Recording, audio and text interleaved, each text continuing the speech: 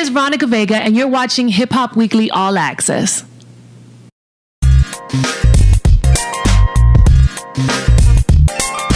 Okay, Hip Hop Weekly All Access. This is your girl Brianna, and we are here live with Veronica Vega, Loving Hip Hop Miami. How's it going today? Amazing, thank God. Okay, it's cold here. I'm in Atlanta. I'm from Miami, so for us it's freezing. Okay, so you're used to the heat, pretty much. Yeah. Okay, well, for those of you who don't know, tell us about yourself. Well, I'm from Miami, Florida. I'm signed to Atlanta's own Polo the Don. I'm an artist, a singer, and I'm now on Loving Hip Hop Miami. Okay. How's that been going for you since you've been on the show? I mean, it's a blessing. It's definitely a platform to be able to showcase other things that, we have in the works, things that I've been working on for very many years. So, it's definitely, I think, a great thing as far as being able to showcase other things that you have going on. Okay. How did you get selected for the show? It was a few years in the making. I think Pay Me had a lot to do with it. I had a song called Pay Me that came out in 2015. And it's very like sexually aggressive and stuff like that. So I think the personality on the record for them was kind of enticing, and I think they thought would be, they thought was interesting for the show. And then they didn't know it was worse than they thought. Okay. So as far as you being on the show, do you think it's kind of like, helped or hurt your career? And how's it been going for you, since you've been on the show? I think it's too soon to really tell, but I think it's helped definitely more than it's not helped. As far as like my presence on social media, it's definitely increased significantly because of the show. So, and I think it's allowed so many other people that didn't know about me to know and hear my music and enjoy it. So I can only look at it in a great way. Okay. So who are you listening to now as far as hip hop wise? Who are you just listening to in the car? You know what? This is probably one of the most difficult questions because I listen to the same things over and over when I really like them. Like, I really love J. Cole. Okay. And so I love listening to J. Cole. I also like The Weeknd, and I know it's like switched over into something else, but The Weeknd and Party Next Door for me is just like really dope because melodically it just makes a lot of sense. I love a lot of 21 Savage stuff. Kodak Black. He's from Florida, so I like listening to him as well. Okay. So, I guess what inspired you to, gain an interest in hip hop? I think growing up in Miami, and I have all uncles, and they all love to go out. My mom was the youngest. They were older than her, and they used to like go out places. They used to stay at the house and whatever. And by them going out and partying and stuff like that, it was like, 2 Live Crew was popping. And I think once they would come over and be like, yo, I don't know how messed up or ghetto this is, but they'd be like, yo, let's teach you how to booty dance. Like, how you just be like doing the most with little kids. And I think in that moment, like just even watching things that I guess you weren't supposed to watch, but things that were forbidden and that I think were intriguing. And then like coming up on DMX, I think that was like the first time that I was ever like, oh my God, like I think, and then the whole Rough Rider family, how they stuck together, how it was like this unity thing. And I think that's when I was like, wow, hip hop is so mirrored to like real life. It's real. And I think that's how I fell in love with it. I think, like I said, with DMX and the Rough Riders, I think was like the door open for me. Okay. Who do you see yourself working with in the hip hop industry? I definitely want to do something with Kodak. Okay. And I would really love to at some point collaborate with Trick as well. Okay. Because I think that it's Trick Daddy? Trick Daddy. Because I just feel like it's only right, especially since that's where you're from. Yeah, and I feel like Trick grew us. Like Trick is the mayor of Miami. So for us to like be around him. And then now even with the show, I just think, I think he's real. I think he's honest. I think that he gives you things that I feel like I give as well as an artist. So I think that it would mesh well together. But, you know, there's a lot of artists that I really like in hip hop. I just think when the time is right, certain things happen. And when you have a record that makes sense for someone, it happens. You know what I'm saying? So I think off the top of my head, it's that. But there's just so many people that, you know, you would love to collaborate with, not just because their stuff is dope, but because I think there's so many people that you can learn from that just have things that maybe I don't have, that I feel like, wow, if I sat down with you, even if the collaboration wasn't actually something that you heard that was out in the public, but a collaboration like exchanging ideas, sitting down in the studio, etc. Okay. So what influences, I guess, the process of your style? Because you're a Latina rapper.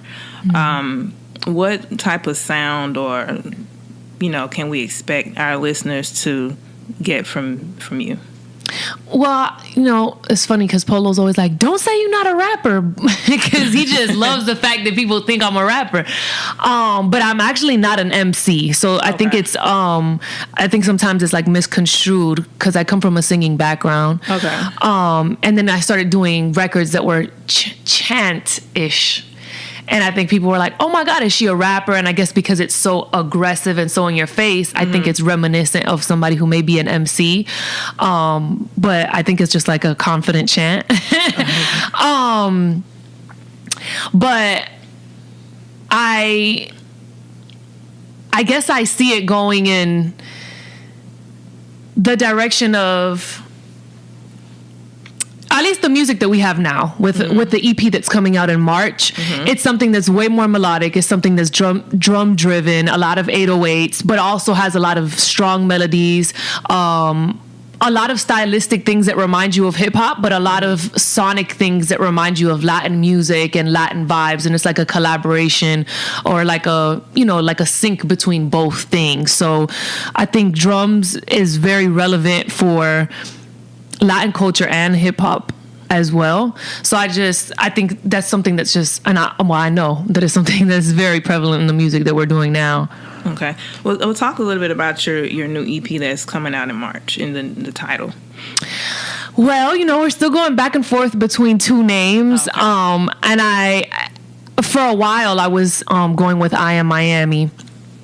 And that's still one of our biggest options. I definitely still want to do that, but there's like a new option that I think makes a little bit more sense.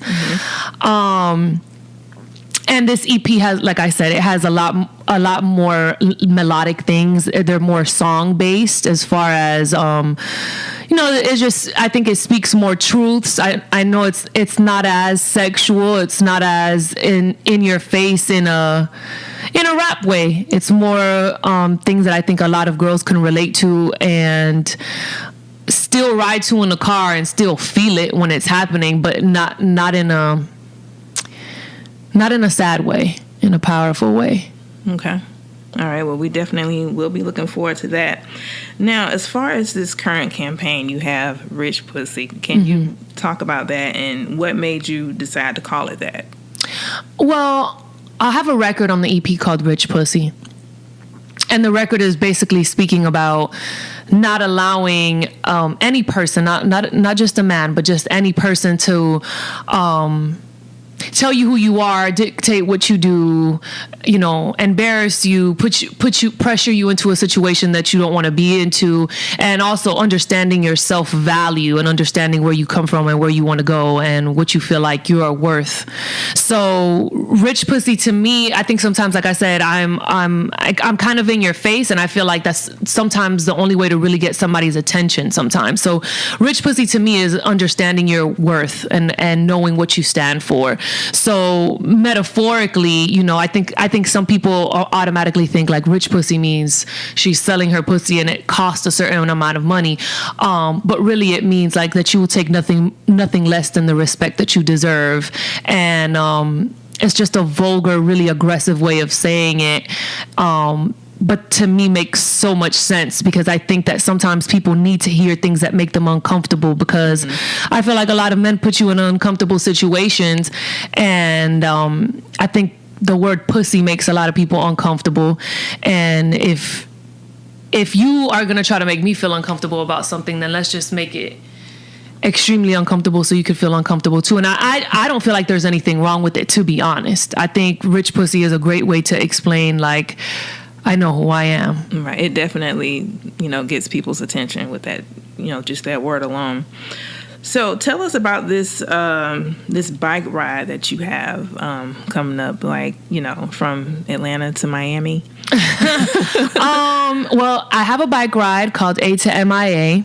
Okay. And the bike ride starts in Atlanta. It's a bicycle journey. Okay, actual bike. Yes, okay. Actual bicycle with no motor. It starts in Atlanta. It ends in Miami. It takes us approximately 14 to 16 days to get there.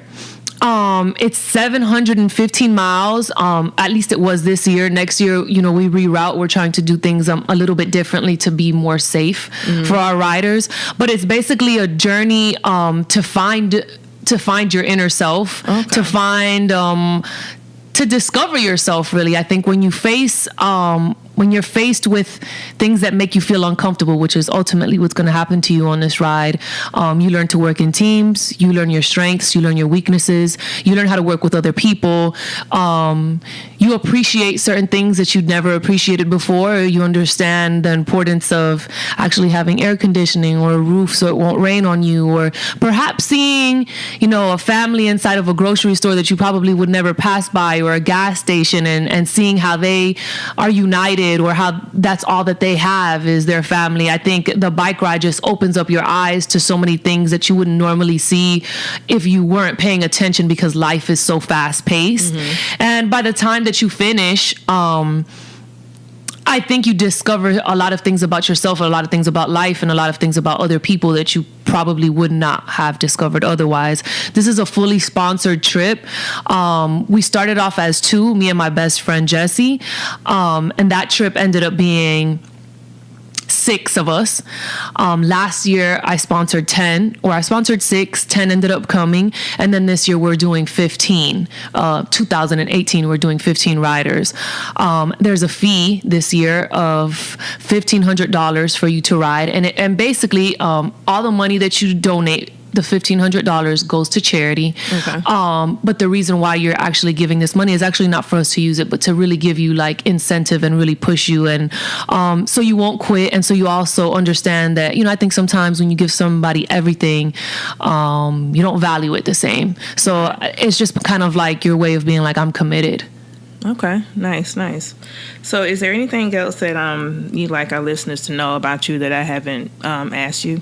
Any up and coming projects?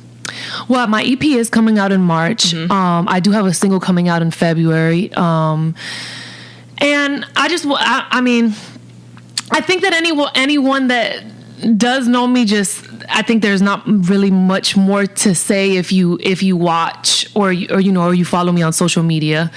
But I'm just looking to really change my life, my generation, and the people that are around me in a positive way. And I think that sometimes the way that I go about it is a little bit aggressive, but I feel like I've learned a lot of things from my producer, and I think that his approach sometimes is unorthodox, and I think it could be misunderstood or misplaced, but my intentions are always great intentions, and I plan on doing great things for my community and the world and everyone that I can touch in any way that I can do it.